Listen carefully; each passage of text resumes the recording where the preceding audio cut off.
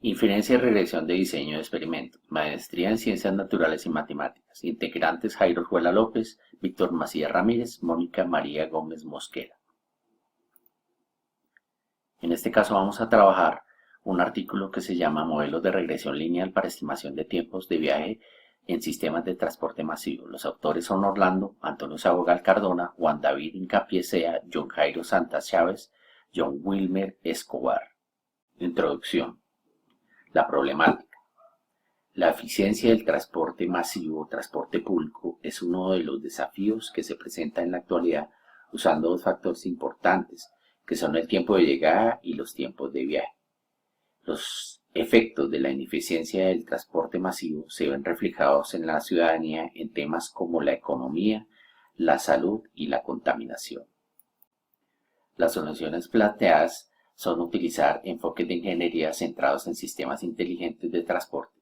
Estos sistemas inteligentes de transporte son sistemas de prioridad de tránsito, cuya filosofía es priorizar el transporte público en intersecciones señalizadas, a partir de los parámetros y estrategias establecidas con respecto al funcionamiento de los semáforos afectados en sus fases y ciclos. Se utilizó el software Transmodeler y el software de programación R.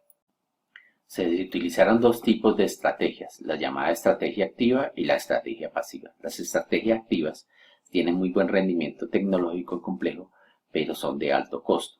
Utilizan dos tipos de estrategia, el verde temprano y el verde extendido. Las estrategias pasivas, que son menos costosas, no requieren alta tecnología, pero sus soluciones son malas e imprecisas. Es hacer una ola de verde sobre una avenida con transporte masivo y predecir el tiempo de llegada y cambiar las fases. Para este estudio se utilizó el modelo de regresión lineal. Es un conjunto de técnicas que son utilizadas para establecer una relación entre una variable cuantitativa llamada variable dependiente y una o más variables independientes llamadas predictoras o regresoras. Las variables independientes pueden ser cuantitativas o cualitativas. Para estimar la ecuación del modelo se debe tener en cuenta una muestra de entrenamiento. Obtenemos por ende una ecuación de una línea recta. Esa línea recta está dada por y igual a b sub 0 más b sub 1 por x más epsilon, donde b sub 0 representa el intercepto, b sub 1 representa la pendiente y epsilon el error.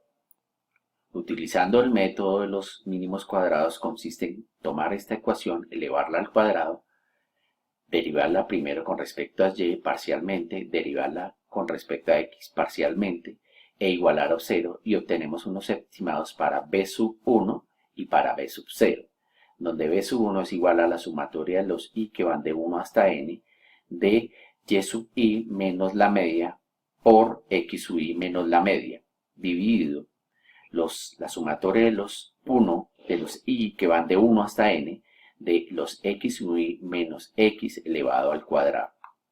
Obtenemos finalmente un estimado para y, donde es igual al estimado de y igual al b estimado de sub 0 más el estimado de sub 1 por x.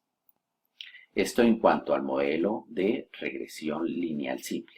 Para el modelo de regresión lineal múltiple se toman múltiples variables, en este caso x, x sub 1, x sub 2 hasta x sub k. Vamos a obtener entonces diferentes valores de pendiente y utilizando el método de los mínimos cuadrados, se toma esta función, la elevamos al cuadrado, la derivamos primero parcialmente con respecto a y, luego con respecto a x, luego con respecto a x1, luego con respecto a x sub 2 y obtenemos finalmente una ecuación de esta forma, donde el estimado de y es igual al estimado de b sub 0 más el estimado de b sub 1 por x más el estimado de b sub 2 por x sub 2 más sucesivamente hasta b sub k por los x sub k. Las suposiciones del modelo parten de las siguientes condiciones. A. La variable x no es aleatoria y se supone que ha sido medida con la mejor precisión posible. Los errores E son variables aleatorias con medidas o varianza constante 2. Los valores de los E sub i y los E sub j son independientes entre sí, es decir, tienen una covarianza de los E sub i y los E sub j igual a 0. como en la ecuación del modelo solamente los errores son aleatorios, entonces las y sub i deben también tener una varianza constante 2 y deben ser dependientes por parejas. Linealidad, que la relación entre las variables sea lineal. F, independencia, que los errores de la medición de las variables explicativas sean independientes entre sí. La homocedasticidad, que los errores tengan varianza constante. La normalidad, que las varianzas sigan la ley normal. La no colinealidad, que las variables independientes no estén correlacionadas entre ellas.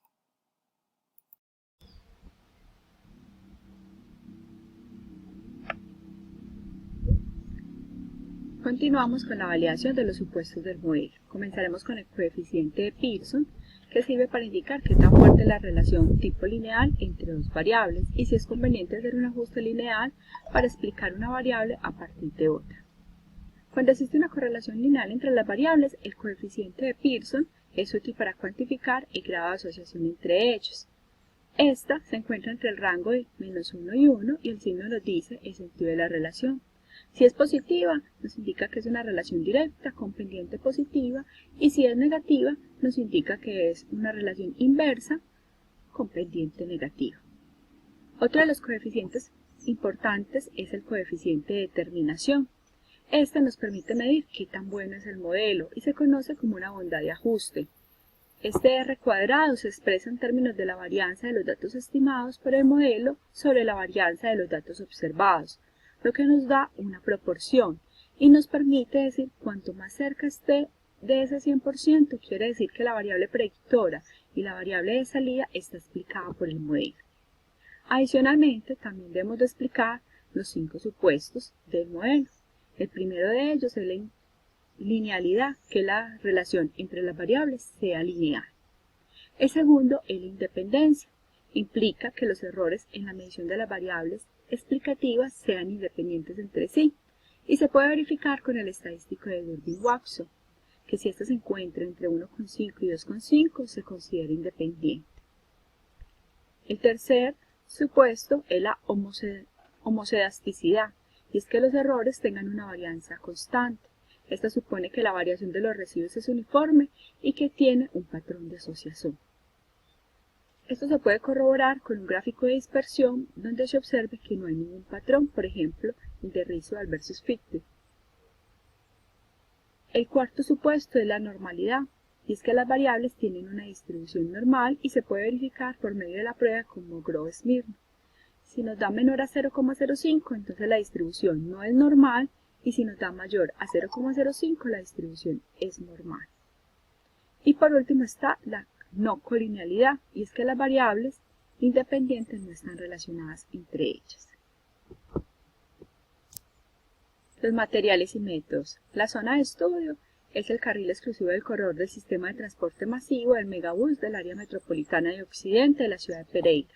Este corredor tiene 3 estaciones del sistema masivo y 7 intersecciones semaforizadas. Es el que observamos acá en la figura. Este va desde la carrera sexta con calle 13 a la altura del viaducto César Gaviria Trujillo y va hasta la calle 24 con carrera séptima en el Parque Lago Uribe Uribe. Luego se procede a la construcción de un modelo de simulación considerando los 4 subcorredores que vemos en la tabla 1. Estos 4 subcorredores están con los sentidos y giros correspondientes, con los planes de señalización para las intercepciones y el carril exclusivo para el sistema de transporte público. Cada corredor tiene sensores que capturan las variables de velocidad y tiempo de viaje de cada vehículo. Se tienen 220 sensores con un ID único que miden las variables de cada vehículo durante su recorrido, y esta información capturada se usa para estimar cuánto tiempo de llegada a una intercepción. Las variables que se van a medir son velocidad y tiempo de viaje de cada vehículo, y la tabla 1 nos muestra los subcorredores. El primer corredor corresponde a todo el trayecto completo del viaducto hasta la calle 25, y los otros 3 subcorredores son porción de este corredor principal. Luego se procede a hacer los modelos de regresión lineal. Se crean 2 modelos. El primer modelo son las mediciones de tiempo de viaje para cada vehículo cuando pasa por cada sensor desde el punto de inicio del viaducto como una variable de distancia. y trata de explicar los tiempos de viaje en función de la distancia.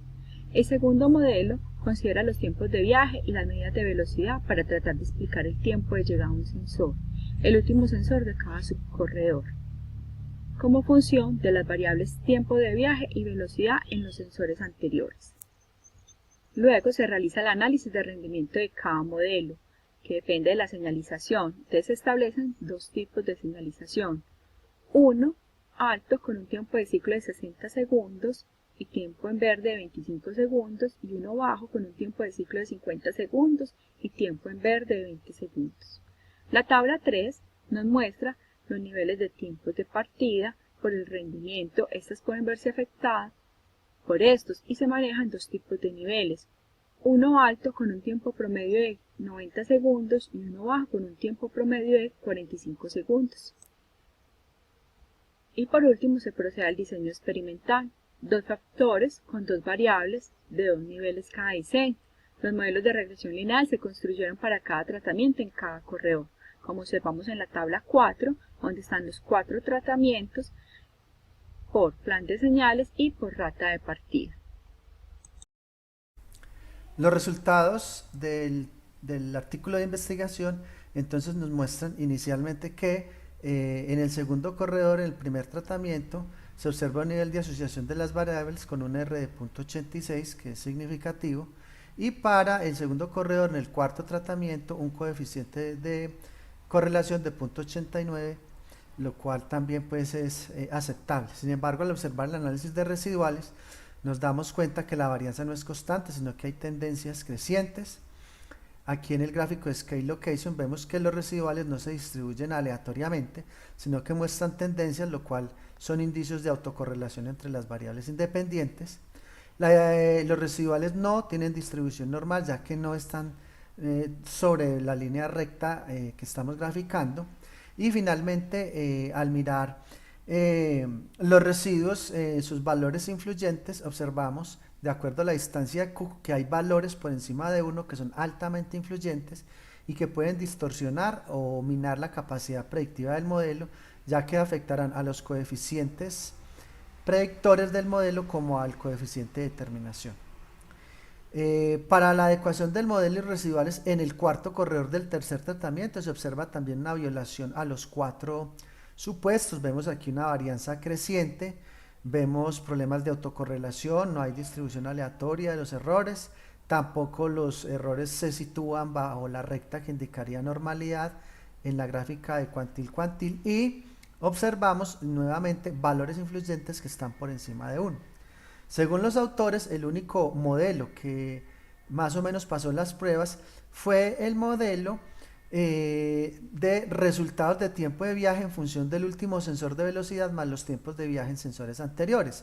En RStudio vemos acá T480, que serían los resultados del tiempo de viaje, y se le suman los cálculos obtenidos, las lecturas del último sensor de velocidad más los tiempos de viaje en sensores anteriores. Los primeros codificados con S de sensores y los últimos con T de tiempo. Si miramos aquí los coeficientes obtenidos en el modelo, vemos que solo en S478 se obtienen unos coeficientes significativos, al igual que en S479 y en T479, mientras que en 7478 es medianamente significativo. Al hacer el análisis o la evaluación del modelo a través del análisis de varianza, se observa que se obtiene un error, un R cuadrado múltiple de 0,8317, lo cual es altamente significativo, con un error cuadrado ajustado de 0,8111, también significativo. El F estadístico es mayor que 1, 4,51, y el p-valor es mayor que 0,05, por lo tanto puede, digamos, establecerse que este modelo es apropiado para hacer algún tipo de predicción. Aquí vemos los supuestos, vemos que hay una varianza más o menos constante, hay una tendencia a la normalidad en los datos y hay una distribución aleatoria de los errores, con lo cual podemos descartar autocorrelación entre las variables independientes. Sin embargo, observamos que hay unos valores atípicos sobre los cuales hay que hacer análisis para mirar cómo afectan la predicción o la capacidad predictiva del modelo. Igualmente, para el segundo corredor se hace el histograma de los residuales, donde se observa una tendencia a una distribución normal. También vemos que cumple con los 4 supuestos. Varianza constante, vemos que no hay autocorrelaciones, una tendencia a la normalidad, pero continúan existiendo valores influyentes que pueden afectar la capacidad predictiva del modelo. Y vemos aquí el histograma de los residuales, donde se muestra que tiene una tendencia a una distribución normal. Las conclusiones es que para los corredores analizados es difícil implementar modelo de regresión lineal según los autores. Además violan los supuestos de normalidad, independencia y homocedasticidad. Solo hubo un corredor donde fue posible desarrollar un modelo lineal válido, pero en este corredor no había intersecciones ni paradas, con lo cual se puede pensar que esos factores pueden afectar la adecuación de un modelo en escenarios reales. Además, los modelos de regresión propuestos tienen muchos puntos influenciales que minan la capacidad predictiva de los modelos, y el comportamiento de la variable respuesta y los residuales muestran claramente que estos no provienen de una distribución normal.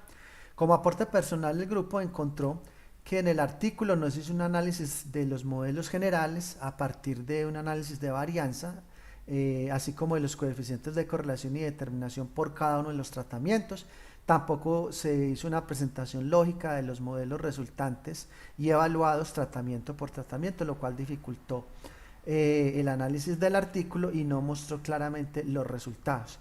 Tampoco se presentaron esos modelos de regresión por tratamiento y no se plantearon pruebas de hipótesis para validar tanto el poder predictivo de los coeficientes en los de regresión como las pruebas de hipótesis para el coeficiente de correlación. Y no se aplicaron los test confirmatorios de normalidad, homocedasticidad e independencia, tales como Breus-Pagan para homocedasticidad, Durbin-Watson para independencia, Kolmogorov-Smirnov si eran muestras grandes, o Shapiro-Wills para muestras menores a 50. Con esto entonces damos por terminado el análisis.